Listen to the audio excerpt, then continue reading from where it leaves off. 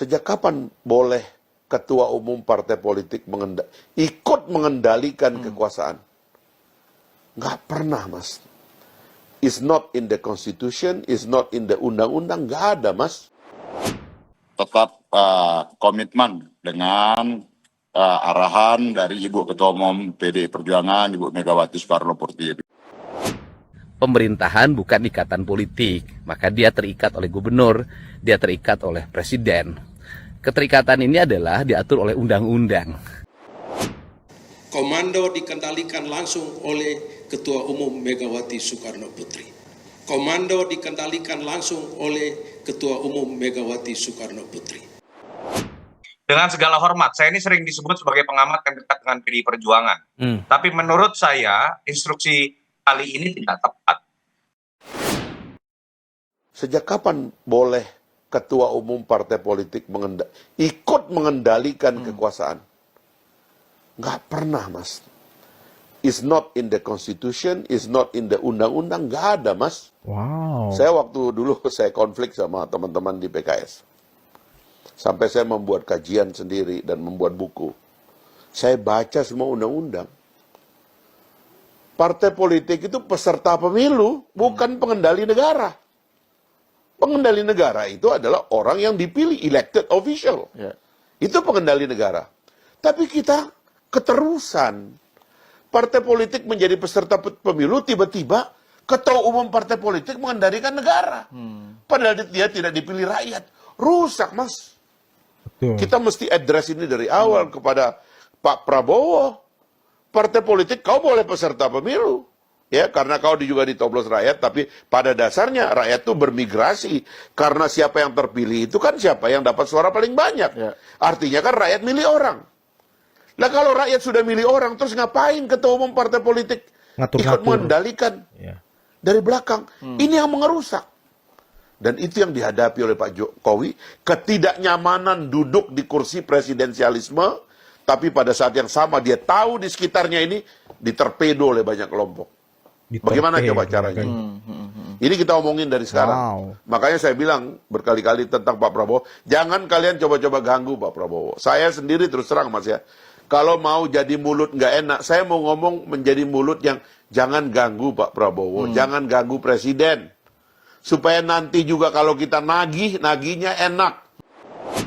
Tetap komitmen dengan arahan dari Ibu Ketua Umum PDI Perjuangan, Ibu Megawati Soekarno Putri. Dan yang paling penting adalah bahwa ketika seseorang menjadi gubernur, menjadi bupati, menjadi wali kota, maka ikatannya menjadi ikatan struktural.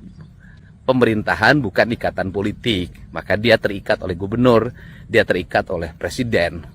Keterikatan ini adalah diatur oleh undang-undang. Untuk itu sangat berbeda antara bupati wali kota dengan anggota DPR maupun anggota DPRD kabupaten kota dan provinsi. Kalau anggota DPRD dan DPR RI tetap menjadi perpanjangan tangan partai karena dia adalah anggota praksi dan seluruh keputusan-keputusan politiknya diatur melalui mekanisme praksi dan fraksi diatur melalui mekanisme DPP partai. Komando dikendalikan langsung oleh Ketua Umum Megawati Soekarno Putri. Komando dikendalikan langsung oleh Ketua Umum Megawati Soekarno Putri. Tapi poin pentingnya menurut saya seperti ini. Ini kan perdebatan klasik ya, Mas Tifal. Bahwa ketika seseorang sudah terpilih, entah itu menjadi kepala daerah, menjadi presiden, menjadi seorang menteri, lalu bagaimana menyeimbangkan antara posisi sebagai perwakilan partai dengan perwakilan orang yang dipilih oleh rakyat, terutama ketika menjadi presiden atau menjadi kepala daerah. Dan itulah yang menyebabkan sebenarnya kalau kita lihat di negara-negara lain, ketika sudah terpilih menjadi seorang menteri, menjadi seorang kepala daerah, fungsinya dalam kepengurusan partai itu harusnya dilepaskan. Sehingga beban-beban seperti ini bisa diminimalisir. Dengan segala hormat, saya ini sering disebut sebagai pengamat yang dekat dengan PDI Perjuangan. Tapi menurut saya, instruksi kali ini tidak tepat. Ada langkah-langkah lain kok ketika tidak Mohon maaf puas terputus, Mas. Langkah ini menurut Anda bagaimana tadi? Boleh diulang? Menurut saya langkah ini tidak tepat.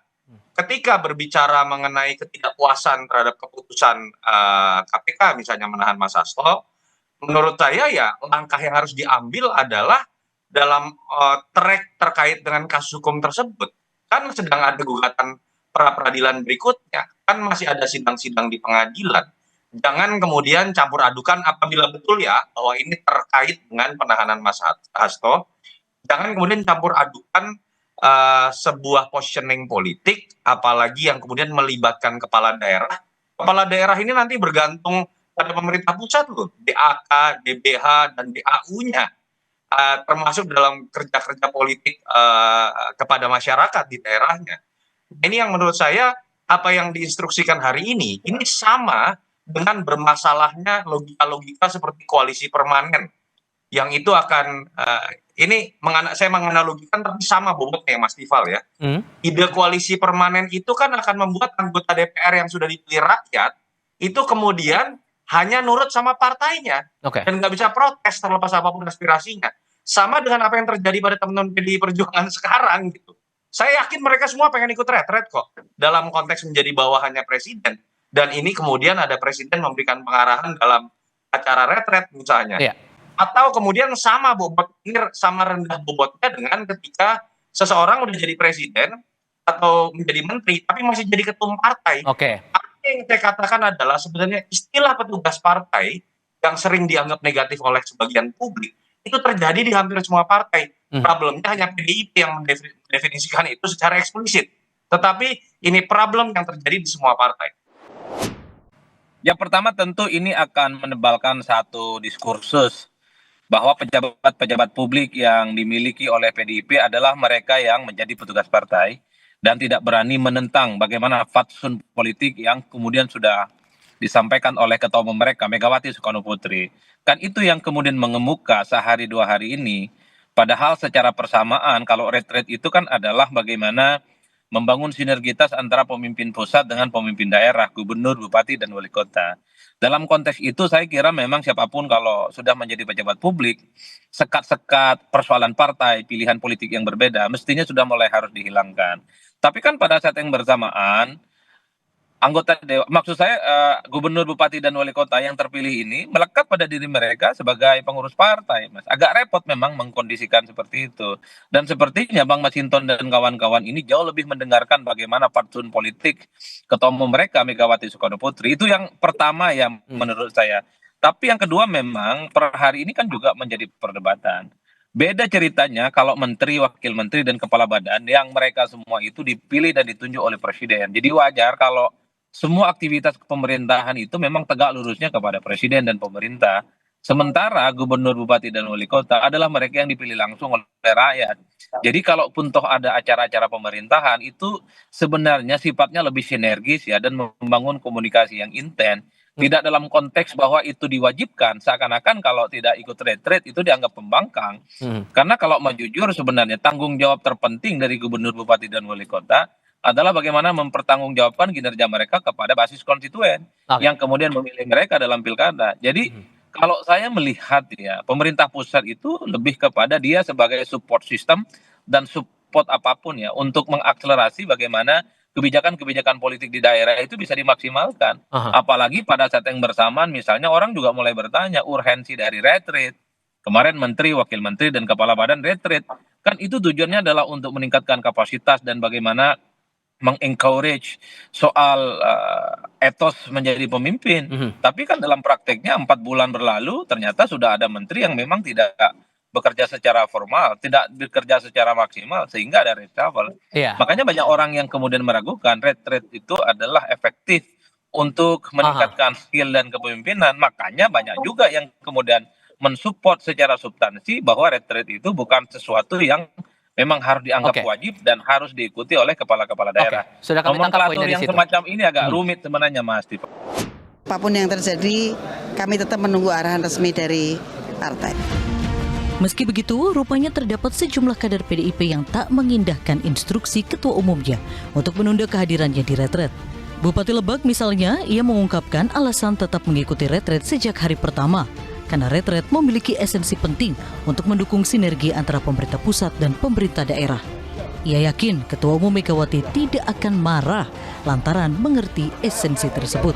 Bahwa kepala daerah ini bukan seperti anggota fraksi yang dimiliki oleh fraksi. Kita kepala daerah dipilih oleh rakyat.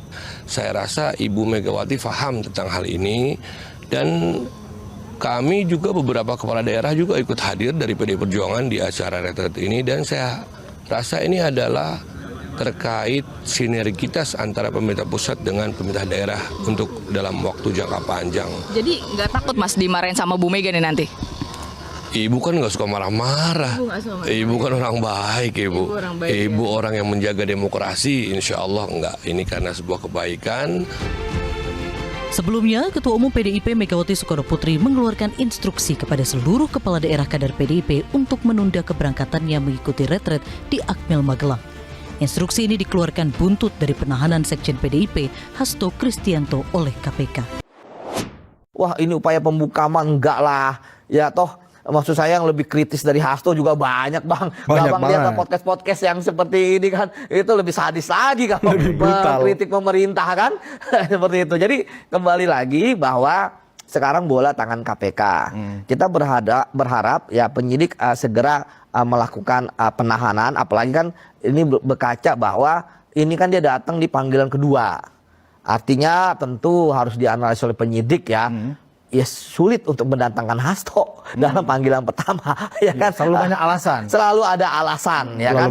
Kemudian mengatakan kooperatif dan sebagainya kan, ternyata kan malah ada alasan untuk tidak kooperatif, kan begitu. Kalau menurut saya, Bang, dengan kondisi praper sudah ada, dengan kondisi KPK pun saya lihat di pra-peradilan paham perbuatannya Hasto seperti apa, bukti-buktinya KPK punya, dan saya lihat sepertinya memang itu aja perbuatannya ya, yang sudah dimiliki oleh KPK. Biarkan nanti mungkin berkembang di fakta persidangan di pengadilan pokok, ya sudah, limpahkan saja ya kepada jaksa dan kemudian ke pengadilan tindak pidana korupsi, apalagi yang dicari. Dan di KPK ketika kasus sudah akan tuntas, maka akan dilakukan penahanan. Saya nggak bisa membayangkan kalau hari ini nggak ditahan, ya kan, bagaimana terhadap KPK, ya. Kenapa? Karena sekali lagi kita akan membela KPK ketika KPK berada jalan yang benar. Betul. Ya, ketika KPK tegak lurus dengan aturan.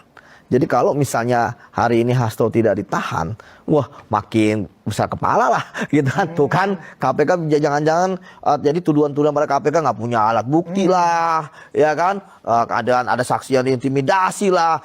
Bisa jadi akan jadi pembuktian loh. Jadi akhirnya KPK membuktikan sendiri atas apa yang dituduhkan sama tersangka, kan begitu, Bang. Ya kan? Jadi, tapi ya sekali lagi, ya putusan itu tetap kita hormati, tetapi ya saya pikir kan KPK kan tadi saya katakan, ya tentu kan bisa mengukur dong, ya kan, reaksi publik, ya, kemudian ya pasti ya Hasto akan senyum-senyum gitu kan, wah bener kan kata saya, kan gitu kalau kita kayak gitu kan. Tapi saya yakin lah hari ini Hasto akan ditahan, ya karena bagi saya ini ada proses penegakan hukum, jangan ada tebang pilih, dan KPK jangan takut intervensi dari manapun, apalagi juga tekanan ya politik gitu ya. Karena kalau KPK kemudian terpengaruh, ya kepada siapa lagi kita berharap pemberantasan korupsi di negeri kita, Bang. Mantap sekali, luar biasa.